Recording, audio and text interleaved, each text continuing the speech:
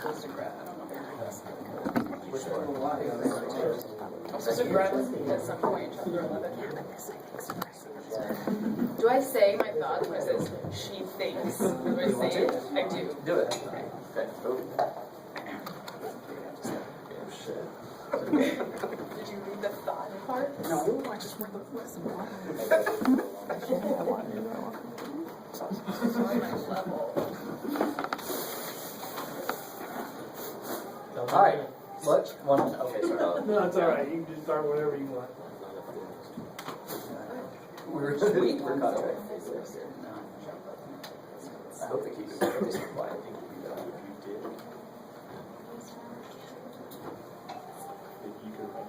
I think it's probably safe to go. You got a meeting anyway, so. Okay. Well, hello. I'm Austin Kastl, and this is Dustin Swarm, and that's Dirk Kessler, and that's my sister Elizabeth Kastl, and we're going to be reading 2 chapters from Severing Link. We're going to read chapter 1, and then we'll read chapter 11. Chapter 11 is broken up into 3 sections, so we will make a cue whenever the section's over. Like, what's this? Yeah, I'll do this. Yeah, let's try and synchronize it. Okay. There you go. All right. Chapter 1.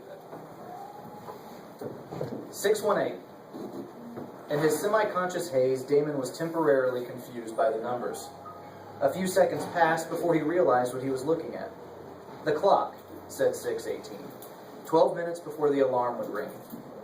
12 minutes was not enough time to relapse into slumber, so Damon began his morning routine early, ironing slacks, eating high-fiber cereal, and gulping dark coffee before leaving his modest one-bedroom apartment for Atwise Insurance.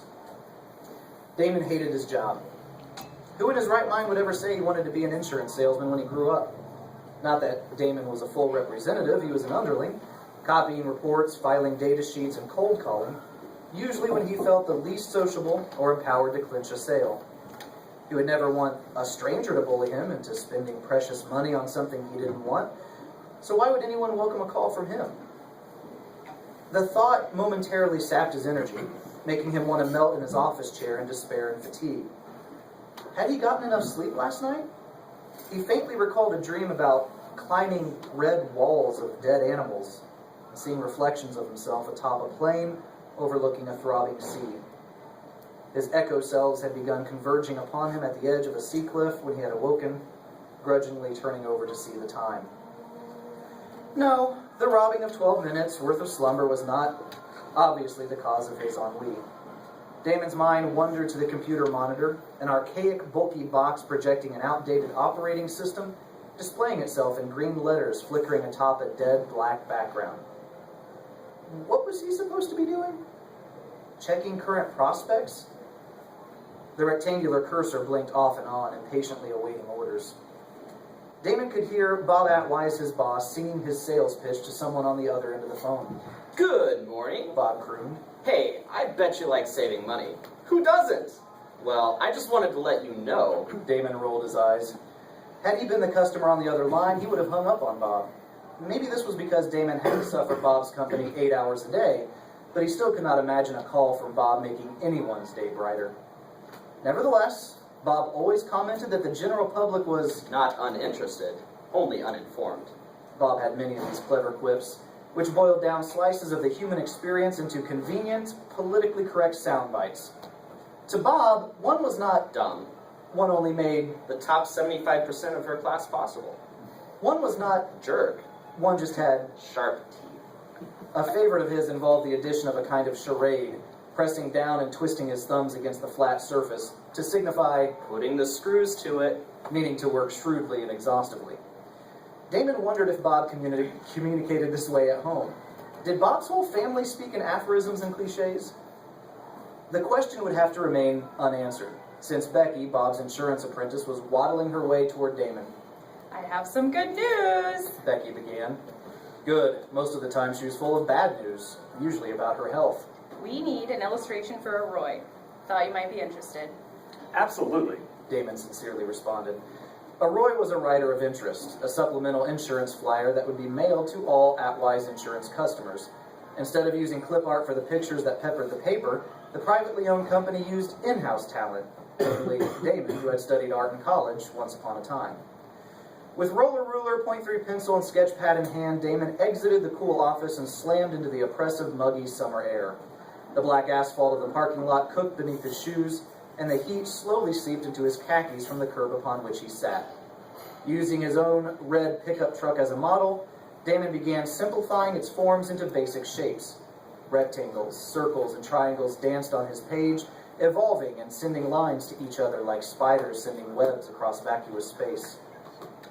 Scribbling on the page, Damon twitched his eyes back and forth, scanning the truck and flitting to the paper like they were flipping animation pages. Soon the front end of his truck was on the page, and he began adding body damage to one of the corners. The Roy was about minor damage when the driver was not at fault, so he added destruction to his otherwise worn but stable truck. On the driver's side, he added a dent in the bumper, which sent creases outward, crackling the headlight and buckling the hood. After a few minutes of shading, the picture was done, and he returned to the office. What number do you want this filed under? Damon asked, waving the picture in the air. Becky squinted at the page, momentarily uncertain about the subject of Damon's question. Once she realized what it pertained to, she said, Oh, it's a 0620. Huh? Damon snickered, pausing shortly before opening the beige file cabinet, one of many lining the wall between his desk and Becky's. What? That was the time on my clock this morning. That's weird. Becky placated. The rest of the day oozed forward rather uneventfully. Between filling out reports, Damon heard a song on the in-house radio that reminded him of a childhood moment when the same song played on his parents' radio while he watched them get ready for work.